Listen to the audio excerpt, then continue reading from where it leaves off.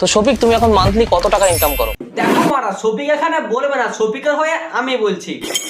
নমস্কার, আমি শফিক।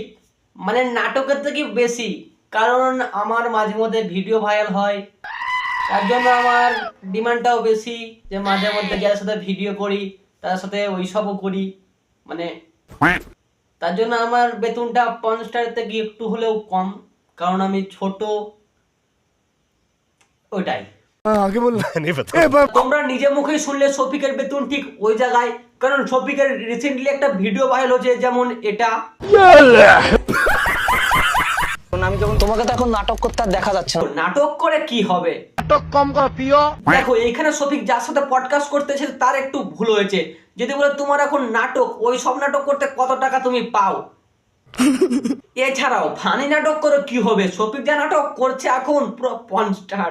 লজ্জা লাগা দরকার। কিছু ক্রিয়েটর বলো, ঠিক আছে, যাদের ভিডিও তোমার ভালো লাগে। এটা তার মধ্যে এইগুলো।